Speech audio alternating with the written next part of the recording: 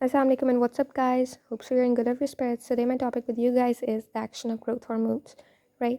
We'll discuss our actions of growth hormone on different metabolisms, that is, protein, fat, and carbohydrate metabolism. Then we'll see its action on growth, we'll see its action on soft tissues, we'll see its action on cartilages and bones.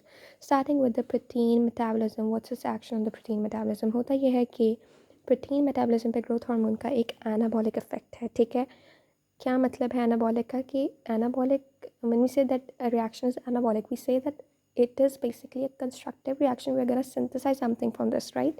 So basically protein metabolism पे growth hormone का एक anabolic effect है। हम protein metabolism से protein की synthesis करेंगे, ठीक है।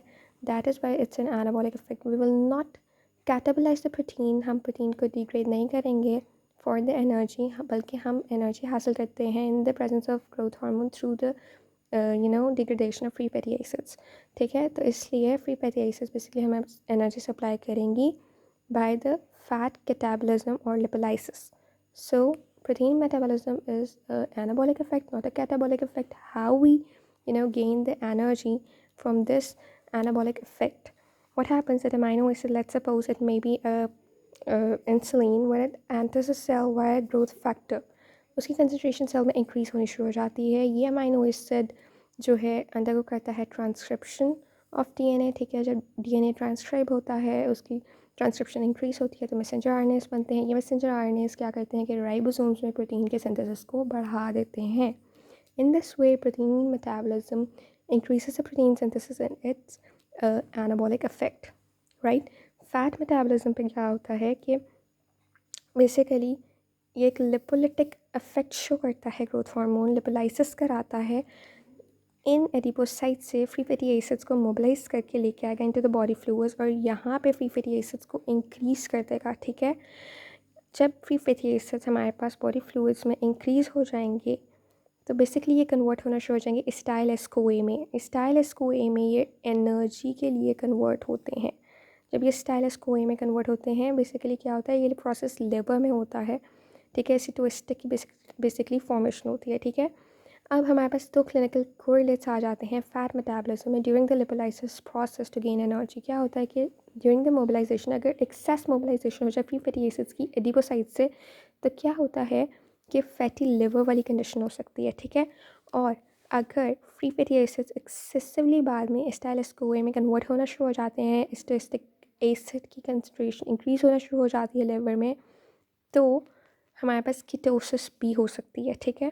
फिर कार्ब्स मेटाबॉलिज्म पे क्या इफ़ेक्ट है इस ग्रोथ हार्मोन का? तो कार्ब्स मेटाबॉलिज्म पे बेसिकली एक हाइपरग्लाइसेमिक इफेक्ट है। क्या होता है कि एक्सेस स्टाइलस को जो है, जो हमारे पास यहाँ से डिराइव हुआ है, ठीक है, थ्रू फैट मेटाबॉलिज्म, जब वो ज़्यादा डिराइव हो जाए, एक्सेस हो जाए उसकी इन केस ऑफ कीटोसिस, ठीक है, तो वो basically negative feedback inhibition cause करता है और क्या कर देगा कि ग्लाइकोलिसिस को कम कर देगा। जब ग्लाइकोलिसिस कम होगी तो ग्लूकोज कम यूटिलाइज होगा, ठीक है।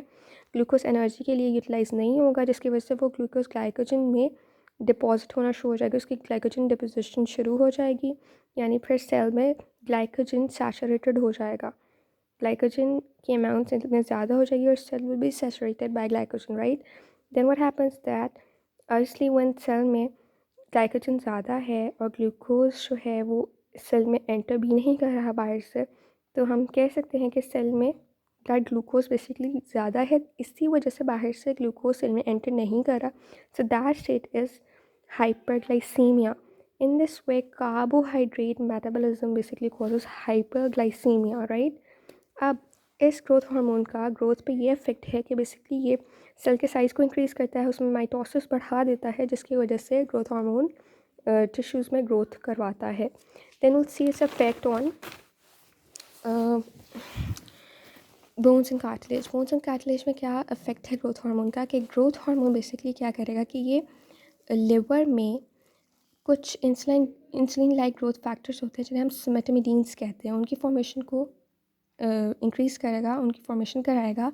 ये सोमेटोमिडीन्स बेसिकली बोन्स और कार्टिलेज पे एक्ट करती हैं और उनकी ग्रोथ को स्टिमुलेट कर देती हैं।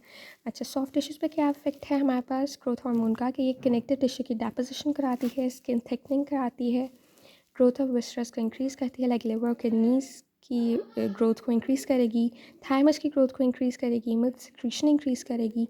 Milk secretion is increased due to the prolactin-like action of this growth hormone, right? So that was all about the action of growth hormone. If you have any query, you can ask me, right? Thank you.